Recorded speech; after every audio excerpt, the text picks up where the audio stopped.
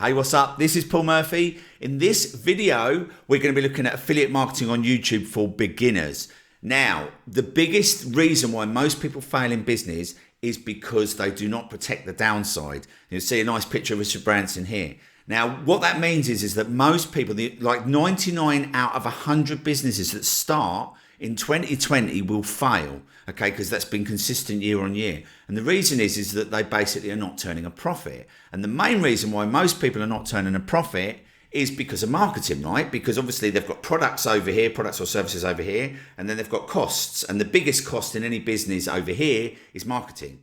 Okay, now the great thing about YouTube is it's free, okay, it's staying free. And not only that, at the moment, we've got this amazing opportunity where we can place our listings on the front page of Google and YouTube completely for free. So I've got a 10-part series that shows you how to do that. So I'll put the link up on the screen. And also if you go up on the left here, you'll see I'll actually show you some proof of like my rankings and listings and stuff like that. So you can see that. I don't want to do that in every video, but you can go and grab that and you can grab my 10-part series so you can do that. But in this video, you'll get a massive aha moment when I explain to you like why you need to protect the downside. So let's say, for instance, you go and buy a course. Let's say, for instance, you want to do something like you want to do drop shipping, or you want to do e-commerce. You want to sell something in your store online, and you go and buy a course that shows you how to do drop shipping, for instance, right? And then what they'll do is they'll say, right, you go and get a product from China for $10. You then go and promote it, and you promote it for $20. And you make $10, okay? Well, unless you're promoting that for free, you're not making $10. Not only have you got the costs of your store, but you've also got all of the testing out of the different ads. Like if you want to go and do Facebook marketing, for instance, you've got to test out ad creatives, you've got to test out audiences, you've got to basically pay agency fees, you've got to buy courses on learning how to do Facebook marketing.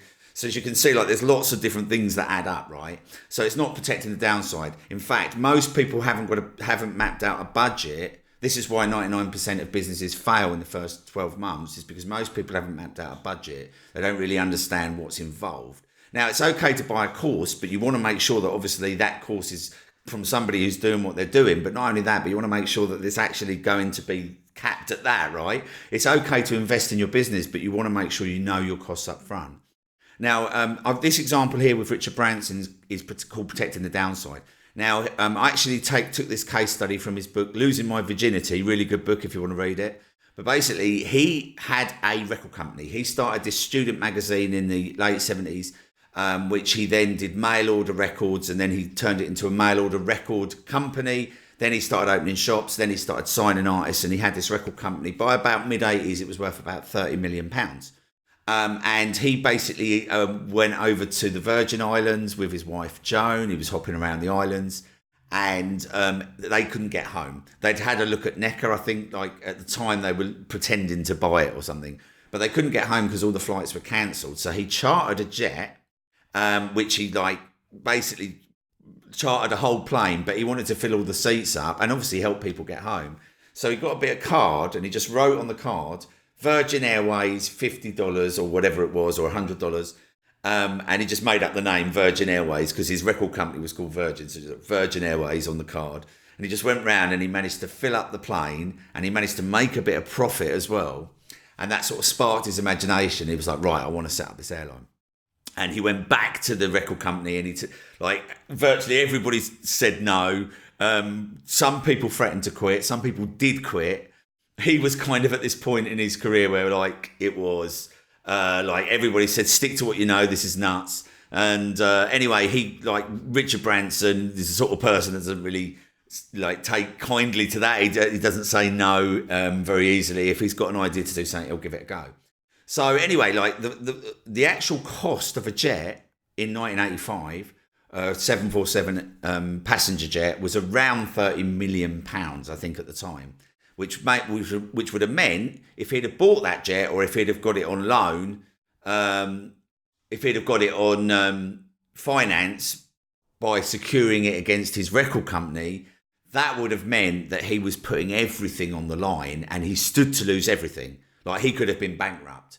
So he basically got hold of this directory. He phoned up every single person in the directory that worked at Boeing. He literally sat there from 9 to 5 every single day. He made it his job to find the right person on the phone I think it took him about 2 weeks to hire him a jet for a year, which meant that at the end of the year, he could give the jet back if it didn't work out. And that meant that his record company was safe. He protected the downside. He knew exactly what his costs were going in. There were going to be some costs, but it weren't 30 million. And he could protect the downside. So he could basically give it a go, and he stood to lose. He didn't stand to lose anything. He had his record company. He could basically just walk away. And basically, yeah, we all know. And the other thing as well is that he secured a deal that at the end of that year, if the jet went up in value, he would pocket the difference. And that's from hiring a jet, right? He would pocket the difference because jets were like stocks. They go up and down. So, and he did go up. I think he made $1 million on it in that 12 months anyway. And then obviously the rest is history. And that's protecting the downside. And you can absolutely 100% do this in every business venture you go into. All you need to do is just basically map out the costs. And with affiliate marketing on YouTube, especially for a brand new beginner, the great thing is that you don't have to buy the product. They're owned by someone else. And you can also do it for free. And you can get prime real estate with billboards on the top of the 2 biggest search engines. So if you want to protect downside and you want to get started with this, then get my free 10-part course. You can go deeper if you want to. I've got a 12-module course that you can actually enroll in. It's an academy. At any time that you kind of getting those aha moments, you're getting those listings on the front page of Google, you're like, oh my God, this is, lifetime's worth of access of free listings on Google and YouTube, which is kind of pure gold. And you can do that. And also go and check that video out. I'll show you the sort of money you can earn.